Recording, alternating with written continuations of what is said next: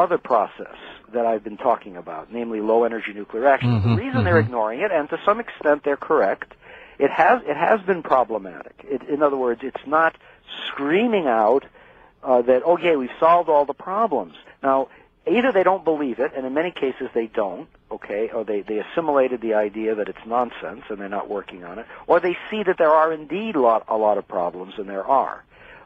So what is going to turn around in that particular area of new energy? The only thing that can turn that around is the emergence in the field of a robust device of some kind.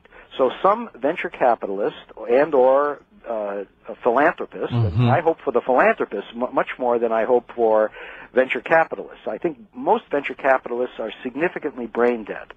Listen, all you have to realize is that they've pissed off, pardon my French, huge quantities of money in the .com fiasco, right? Yes. All right? They got burned there. A minor fraction of that money, an infinitesimal fraction of that money, might well have solved the entire cold fusion research problem. But try to get those people to the well. Believe me, we've set up all kinds of attempts to get venture capital in. Some has flown in. And they don't understand it, first of all. Right. Well, first of all, $20 or $30 million was invested, and wisely so, in my opinion, into the Blacklight Power Corporation of Cranberry, New Jersey. Okay, the one you just mentioned. Which is linked to our website. We link to their website.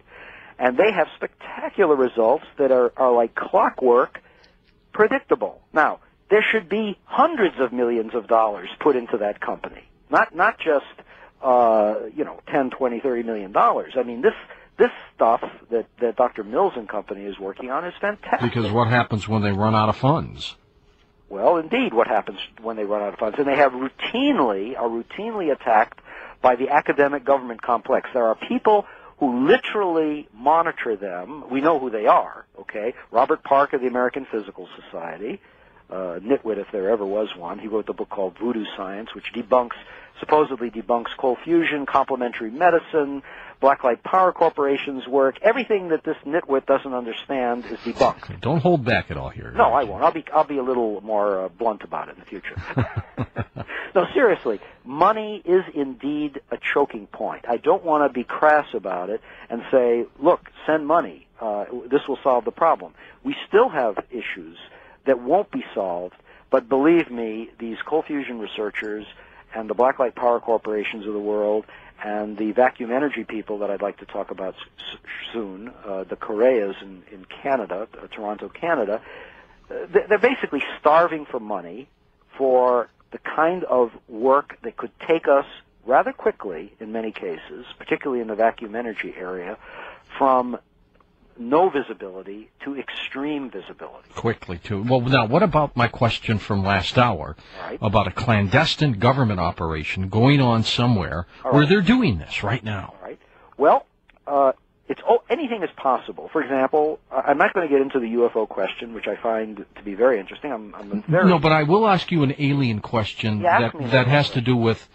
let me do that now and get it out of the way. Sure, if there were an alien civilization... And there certainly are. 100,000 years ahead of us, what kind of energy sources do you think they'd be using? Vacuum energy. There's no question about it. Okay. There's absolutely no doubt, zero doubt in my mind, and I'm the author of the Starflight Handbook, a very mainstream, technical, popular book on interstellar flight, by the way.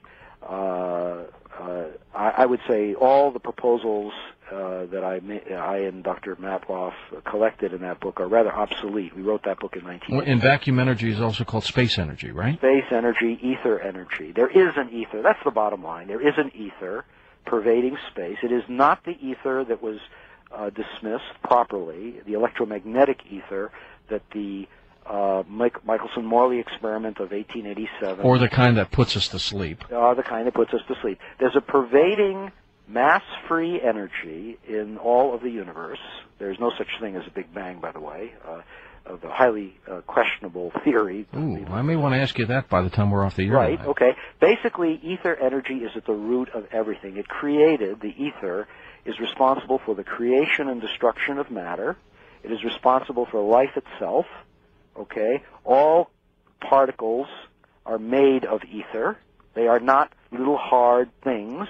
They are things that we call particles today, electrons and protons and so forth, are nothing but special geometries of the mass-free ether that are in a form that makes them have an inertial quality. In other words, makes them have mass. But the largest body of energy in the universe is definitely the vacuum. The vacuum is where it is. Some people have called the energy or have interpreted it from physics perspectives, as you said, zero-point energy. I don't believe that that theory, the zero-point energy theory, is the proper ether theory. But it's nonetheless a good starting point. But the bottom line is there are devices today on this planet in laboratories, not in government laboratories, that, I mean, I don't know whether the government has these things. I doubt that they do, but okay, maybe they have them. But the individuals and research teams working on devices that do not employ hydrogen for anomalous nuclear reactions, but employ nothing but electrical discharges and collections of what Reich had called orgone energy. Mm-hmm. These things are absolutely real. They have been verified. There is theoretical foundation for them. I have observed these experiments. I attest to them. There's even a new form in the latest issue of our magazine, issue number 53.